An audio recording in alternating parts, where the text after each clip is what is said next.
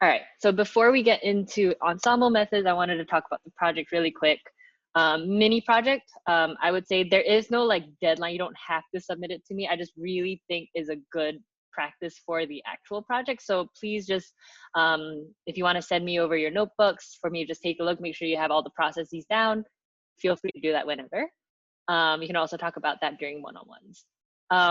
Why I wanted to bring up the project was because it's a really good idea to start looking at the data sets that you want to use for the final project. You do need to get the data set approved by me before you can start working on the project. So do that. I've sent a couple example projects that are not using the provided data. If you're interested in just like seeing what other people are doing. And then, yeah, there are 4 provided data sets. If you go look at the project prompt, start thinking about which ones you might be interested in doing. And then once you've decided, I can actually already put you in a Slack channel with my other cohort who have just started their projects this week. So I think that would be like a good opportunity to just like, you know, have more people talking about the same data. But yeah, any questions about that part? Cool. I have already received messages from some of you just telling me about what your thoughts are for this project. I will get to those today. Well, cool. If there are no other questions, let's get started with boosting methods. Let's see what there we go. So first, we're going to differentiate between bagging and boosting. As a quick recap, bagging is what we did on Friday, as well as explain how these 2 methods, AdaBoost and gradient boosting, how they differ and how they each work. So first, we're going to do a quick review on ensemble methods, and then we'll get into both these algorithms. So with boosting, it was originally called hypothesis boosting, refers to any ensemble method that combines weak learners and their mistakes into a strong learner. So if we remember last time what we were doing with bagging, and bagging again is the process of doing both bootstrapping and aggregating a bunch of models together. Boosting is slightly different because boosting actually makes use of the mistakes, and we'll talk about the 2 different ways in which these two models do that. So the general idea of most boosting methods is to train the predictors sequentially, each trying to correct its predecessor. And I have a diagram showing the difference between sequentially and what we were doing before with bagging. There are many boosting methods available, but the most popular are AdaBoost and gradient boosting. So this is bagging versus boosting. So a single model, and let's actually use the example of a decision tree. So single model would be a decision tree. You know, you just have one model trained on your data and that's it. With bagging, we were training a lot of different trees separately, and then we just aggregate their outputs, right? You either do like a voting method or like majority class method to just decide on what the final classification result is. Boosting, as you can see by these arrows over here, you're actually going to take one decision tree. Oh, yes. You're not sharing your screen. Oh my gosh, I'm not sharing my screen. Sorry, guys. Am I not sharing my screen? I see her screen. Oh. I don't see the screen, sorry. Oh, maybe try like switching the windows. That could be a thing. Let me know if you see it, Melody. I can always unshare and reshare. All right, let me just unshare and reshare so we have. Yeah, I don't see it, sorry. Okay, what about now? No, it must be something on my end, I guess. All right, try like minimizing all your windows. Sometimes it can be hiding behind something, or like click onto your Zoom window, or you can probably restart your Zoom.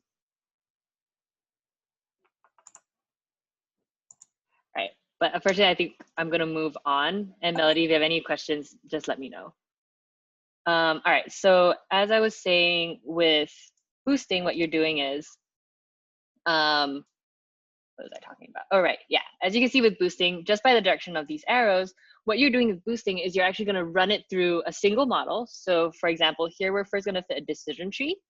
We're gonna use some outputs from these models. And again, the 2 algorithms we'll talk about later do it slightly differently. We're gonna take the output from the model and then just retrain your model over and over again based on the outputs of your previous model. So this is what we mean by sequential model training. Questions so far? All right. So boosting is a statistical framework where the objective is to minimize loss of the model by adding weak learners using a gradient descent-like procedure. So you're actually taking a bunch of weak learners and you're stacking them rather than aggregating them. You're sort of using them to improve on themselves. And again, we'll talk about what that looks like in detail later. So this allows different loss functions to be used, expanding the technique beyond binary classification problems to support regression, multi-class, and more. So again, with both of these boosting models, there are regression counterparts. Boosted algorithms don't only exist for trees, but is also a general procedure that other classifiers can perform. So really quickly, if I were to just look up the AdaBoost classifier documentation on scikit-learn, by default, you can see base estimator equals to none, but it says that if none, the base estimator is the decision tree classifier with a max depth of 1. So this is the default for an AdaBoost classifier. You can also instantiate something else like a KNN model and throw it as your base estimator, and basically it will do the same processes that we'll talk about later on the KNN. That's something that's good to know. So yeah. So the intuition of AdaBoost specifically is you tell me what didn't work and I focus more on those misclassified points. So what's happening in this diagram here is we have this data set here. What you see that should look different, I know is not super clear, is that these pluses and minuses, they actually change size, and I'll point out which ones do as we go through this. But with this original data set, you're going to train a classifier first. And as you saw earlier, the the default is a decision tree with a max depth of 1. So you're just going to get 1 split. So with this trained classifier, you have a decision boundary. So let's say you just figured out that this is the best split so far. So with this, you can see that here we have 3 misclassified points. We have the 2 minuses down here and the plus up here. What it's going to do for the next model, it's actually going to weight these points higher. So what you see here, these minuses and this 1 plus is supposed to look bigger. But basically, we're weighting these points higher so that your next model is going to focus more on those previously misclassified points and retrain your classifier again. And then you can see here with the second trained classifier, you have these points correctly classified, and now you have other misclassified points. You're just going to keep repeating this process over and over again, just refocusing in on any misclassified points over and over again, and then you can aggregate your classifier. And we'll talk about the aggregation as well. But does anyone have any questions about like the intuition of AdaBoost? Nice. So the main thing that's happening with AdaBoost is it's just giving misclassified points a higher weighting in your data set. So this could look like literally if you have your misclassified points here, maybe you can think of it as like having like doubling these misclassified points for the next data set for the next model iteration. All right, so how AdaBoost works. First, you're going to fit a base classifier, like for example, decision tree with max depth of 1, which is the default. And then you're going to use that classifier to make predictions on the training set. And then you're increasing the relative weight of the instances that were misclassified. And then you're going to train another classifier using updated weights. And then finally, with all the classifiers, you're going to aggregate them all into one, weighting them by their accuracies. So whichever of these like retrained classifiers does better gets weighted higher in your final aggregation. And there's actually a function for that as well. These are the actual formulas that go into AdaBoost. I'm not going to go super in depth. The first thing couple things I want to point out. So the initial weights are going to be all equal. So you can see here, each weight is just going to be 1 out of n, depending on how many observations you have. After you fit the classifier, you're going to compute your error. And your error, you can see here, the yi is not equals to gmx of I. This just means that which ones are misclassified. So these are all the points that are misclassified. And then when you figure out the misclassified ones, you're going to then re-weight those higher. So here you have an alpha, which is kind of like the weighting that you're doing. And then you're going to re-weight them. So this basically means that you're changing your W, which is your weight, and you're updating it by multiplying the weight by this formula. What this formula exactly is doesn't really matter for now, but yes, so you're resetting your weights and then you're going to retrain again.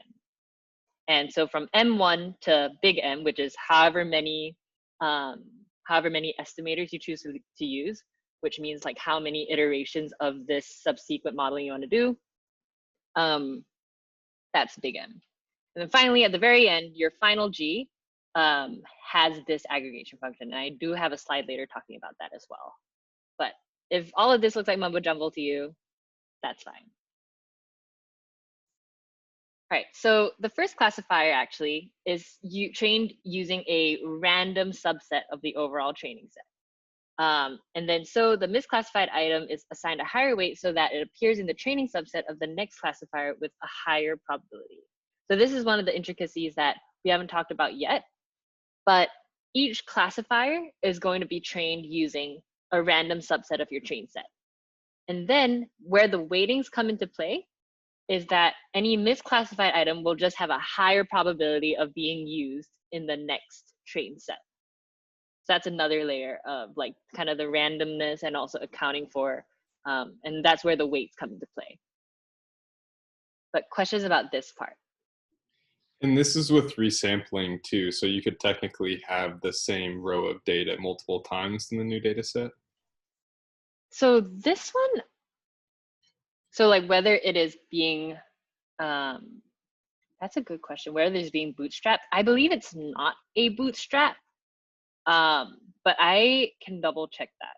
I'm not too sure whether it's being bootstrapped or not, whether you are sampling with replacement or you're just picking random ones. I will have to double check, but I don't remember off the top of my head right now. Okay. But yeah, good question. So yeah, this is just another intricacy when it comes to like what you're training each tree on. All right, and this is just the other side that I was talking about that that aggregates all your classifiers together. So there is this formula that tells your overall model which subclassifier and basically how much to weight each subclassifier. And it's basically some function of its accuracy. So more accurate classifiers are assigned a higher weight to have more impact on the final outcome. And this is the formula used to calculate the weight of each individual classifier.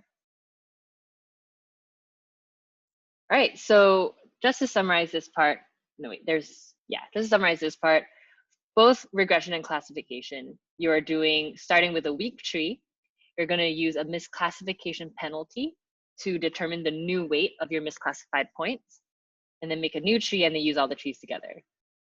For regression, you're using a loss function, and the loss function in this case is similar to the loss function for a decision tree, where I believe it actually uses the error, the root mean squared error. Okay, now things to think about and things to consider if you're using a boosting model. First, the quality of your data. Because the Ensemble method attempts to correct misclassifications in your training data, you have to be careful that your training data is of high quality, meaning that you don't have just incorrect data. Again, depending on the context of your data set, you may or may not be able to check for this. But yeah, you need to know that if you have data that is just incorrect, your model is going to try and learn those incorrect patterns. Next, outliers. So outliers, what happens in outliers, it forces the Ensemble down the rabbit hole of working hard to correct for unrealistic cases. So these could be removed from the training data set if you want your model to account for these outliers or not. And then finally, noisy data, especially noise in your output variable, can be problematic. This is more so in the case of regression, using AdaBoost for regression. So if possible, attempt to isolate and clean these from your training data set. Questions about this? The whole idea here is because AdaBoost works on training your classifier on misclassified data, it's important that your misclassified data is either not outliers or they're not just incorrect in your training data. Excuse me, can you explain a little bit more about noisy data, what they are? Yeah, so noisy data is more so like, let's say you have, it's more in the context of regression. Remember how your second project, you had the target variable of price of the house having a lot of outlier values. So noisy data and outliers, I would say that outliers is a subset of noisy data. So it can be that.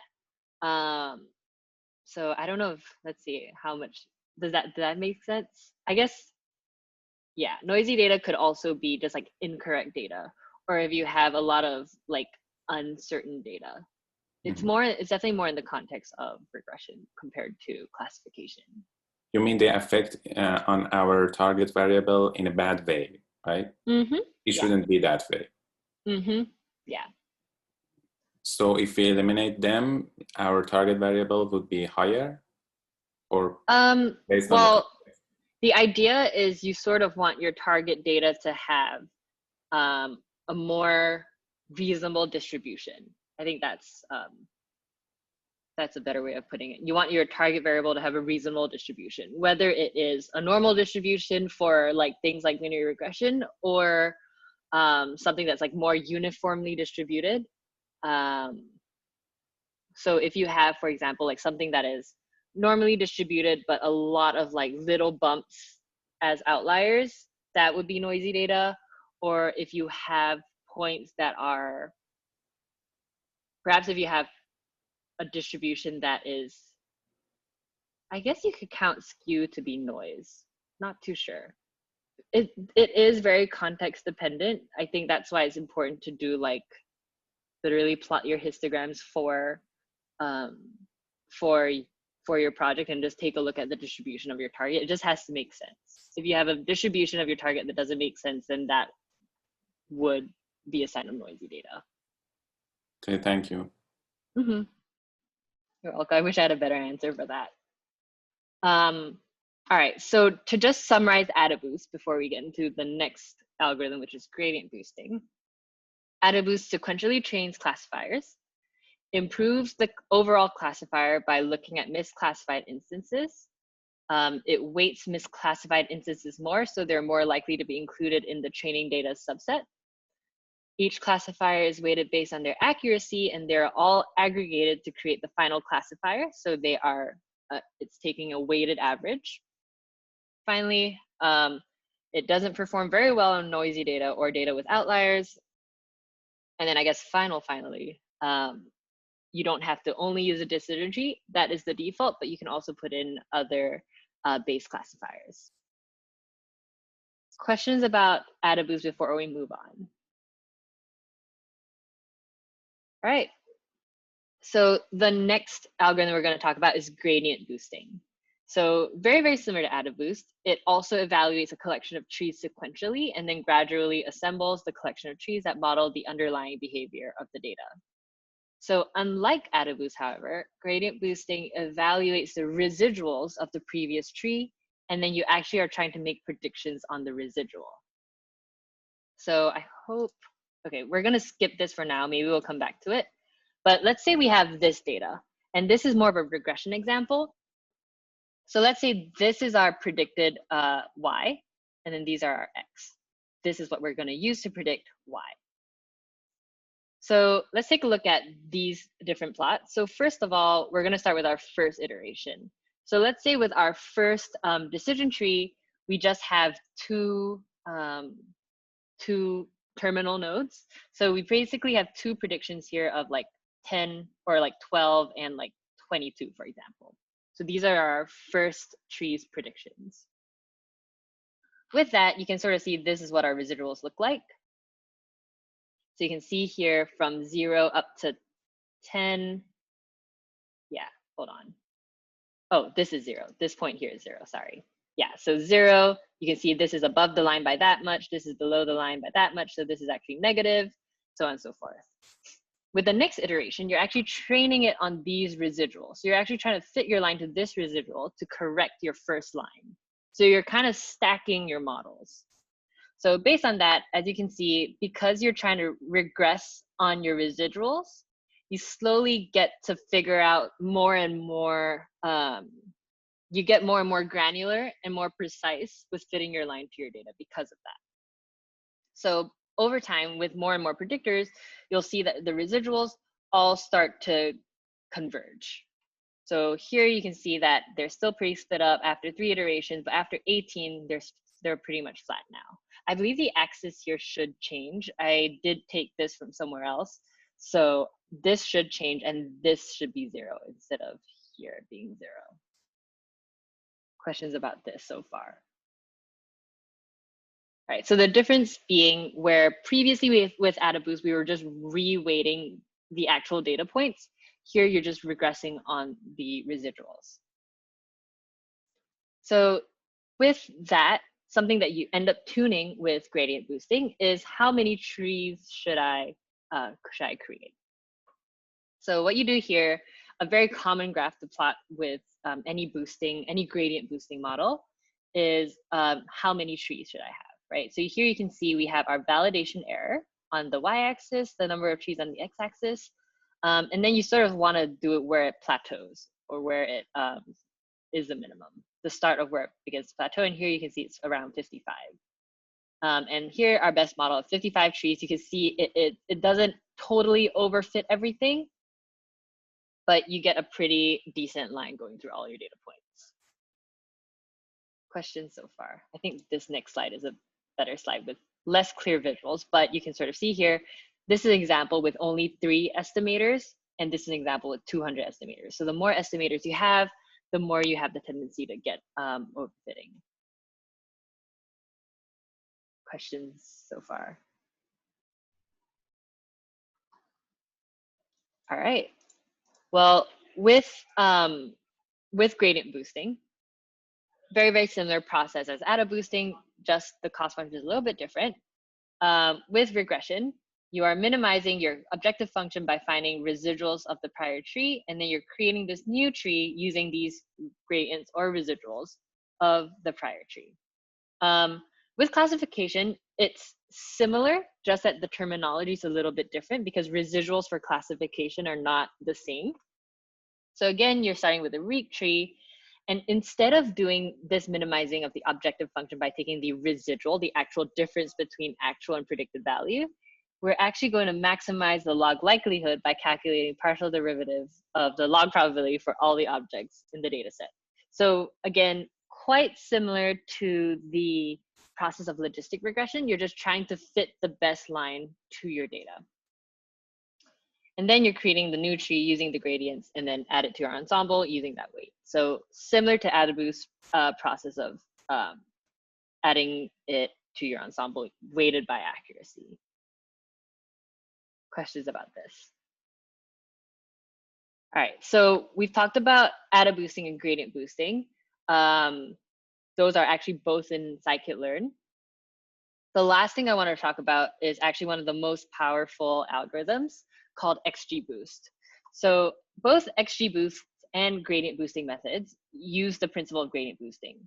However, there's a difference in a modeling process. XGBoost uses a more regularized model formalization to control overfitting, which gives it the better performance. Because as we've seen with this example here, the more estimators you have in your gradient boosting, you have a much higher tendency to overfit. You will end up overfitting your data if you have too many estimators. So because of that, XGBoost is usually preferred because it has built-in regularization. I will say I don't even know the cost function to XGBoost because it's quite complicated. I've tried looking it up. It's a lot of equations and I just haven't gotten to that. But XGBoost is renowned to be like the data science competition winning algorithm because it trains on your residuals and also has that regularization parameter control for the overfitting. So the XGBoost actually refers to the engineering goal to push the limit of computation resources for boosted tree algorithms. And I'll talk a little bit about that, I think, after this a little bit.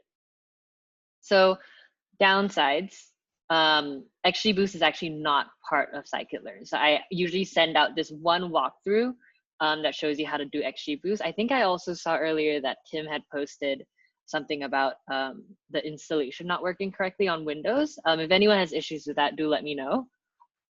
So it's not part of scikit-learn. It's actually its own library. And it also annoyingly doesn't use data. It doesn't take in data frames as nicely as the scikit-learn libraries do. So I'll send in that walkthrough.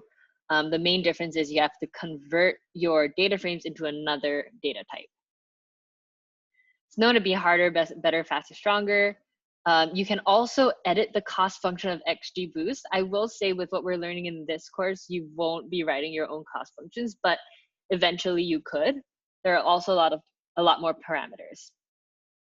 The cost function has to be twice differentiable. If that doesn't make sense to you right now, it's okay. But if you want to use custom cost functions, they have to be twice differentiable because it uses a Hessian in the gradient descent algorithm, and is another way in addition to the learning rate like shrinkage. If that doesn't make sense, don't worry about that. And then let's just wait for this to disappear. It has built-in regularization based on your node weights. So XGBoost, pros and cons, Pro is likely to perform very, very well on whatever data.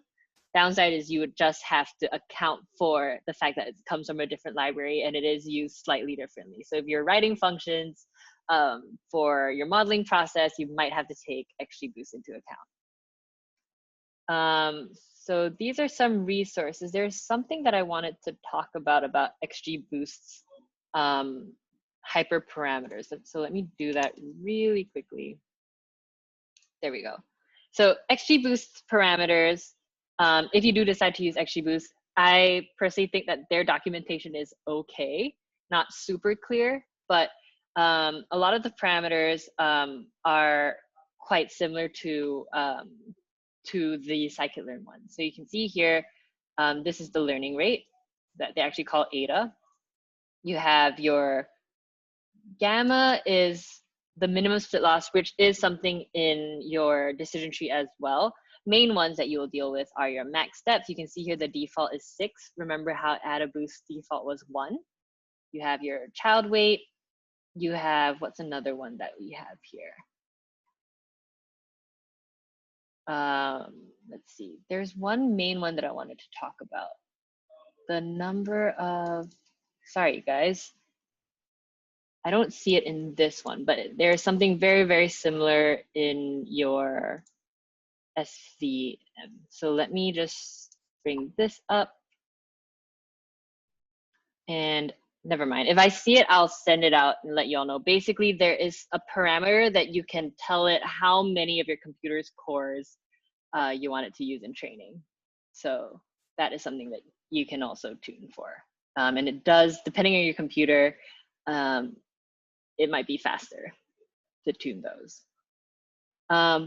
But yeah, those are the 2.5 boosting models. Gradient, again, XGBoost is a type of gradient descent. XGBoost is a type of gradient boosting. So yeah, any questions so far? Cool. I will say boosting methods mathematically are a lot more complicated, but they are still built off the base estimators by default, the decision trees. So if you can understand decision trees, typically in an interview, you wouldn't be asked to like deconstruct the cost function of like gradient boosting like here, but instead you would talk about just like on a high level how the sequential process works, just so you all know. All right, so at the end of the day, you have 2, maybe 3 new algorithms to implement. Does anybody have any questions?